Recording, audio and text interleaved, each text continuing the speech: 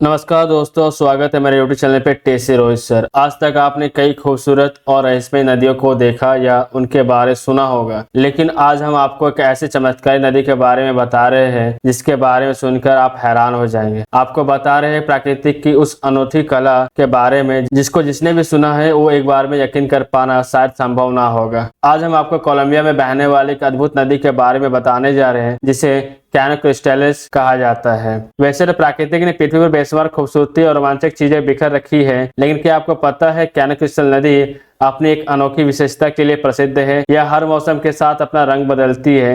इस नदी का नाम कैनो क्रिस्टल जो कोलंबिया में बहती है। इस नदी की खासियत ऐसी है कि यह हर मौसम के साथ अपना रंग बदलती है। कैनो क्रिस्टल नदी की लंबाई करीब 100 किलोमीटर और चौड़ाई करीब 20 मीटर है। मेरे यूट्यूब चैनल को सब्सक्राइब करना ना भूलें ताकि ऐसे ही दिलचस्प विज्ञान से जुड़े वीडियो आप सबसे पहले देख सके। कैनो क्रिस्टल नदी का रंग कभी पीला तो कभी हरा, कभी लाल और कभी नीला हो जाता है, इसलिए इस नदी को लिक्विड रेनबो के नाम से भी जाना जाता है। साल 2000 में इस नदी के इलाके में कुछ हिंसक गतिविधियों वाले गुट रहते थे और इसी कारण इस नदी के आसपास वाले इलाके सुरक्षित नहीं थे। इस नदी से करीब 30 किलोमीटर दूर पर कोलंबियन मिलिट्री का अधिकार है। ये जगह अब मशहूर पिकनिक स्पॉट भी बन चुका है। दरअसल इस कैनो क्रिस्टल नदी में मैकारेनिया कैल्विगोरा नाम का एक पौधा है जिसके कारण इसका रंग बदलते ही रहता है। इस पौधे को अगर किसी खास मौसम में निश्चित जल या निश्चित सूरज की रोशनी मिले तो इसका रंग हल्का या फिर गहरा लाल होता जाता है। ज्यादातर दिनों में इस नदी का रंग हल्का या गहरा गुलाबी और हल्का या गहरा लाल होता है, मगर कभी कभी इसका रंग नीला, पीला, नारंगी और हरा भी हो जाता है। यह पौधा बारिश के मौसम में लाल, गुलाबी, पीले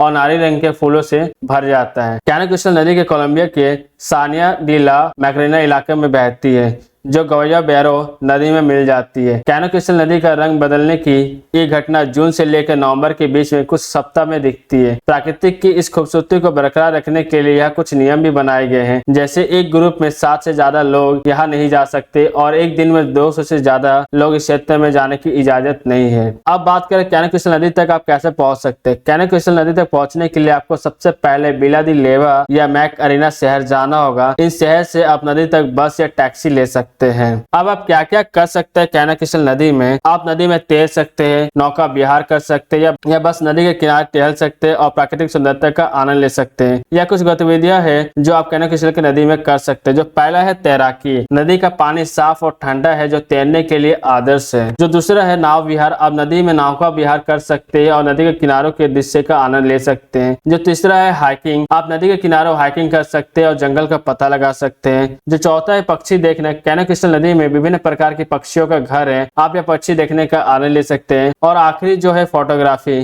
कैनो क्रिस्टल नदी में फोटोग्राफी के लिए एक अद्भुत जगह है। आप यहाँ रंगीन नदी और आसपास के प्राकृतिक दृश्यों का अद्भुत तस्वीर ले सकते हैं। कैनो क्रिस्टल नदी एक अद्भुत प्राकृतिक का चमत्कार है। यदि आप कोलंबिया की यात्रा कर रहे हैं तो कैनो क्रिस्टल नदी को अवश्य देखें, आपको निराश नहीं होना पड़ेगा। आशा है कि आपको यह वीडियो जानकारीपूर्ण और रोचक लगा होगा। अगर आपको यह वीडियो पसंद आ रहा है कृपया इसे लाइक करें और शेयर करें। यह वीडियो आपको कैसे लगा कृपया कमेंट करके बताएं और इसे अपने दोस्तों और परिवार के साथ शेयर करें। अगली बार हम किसी और दिलचस्प विषय पर बात करेंगे।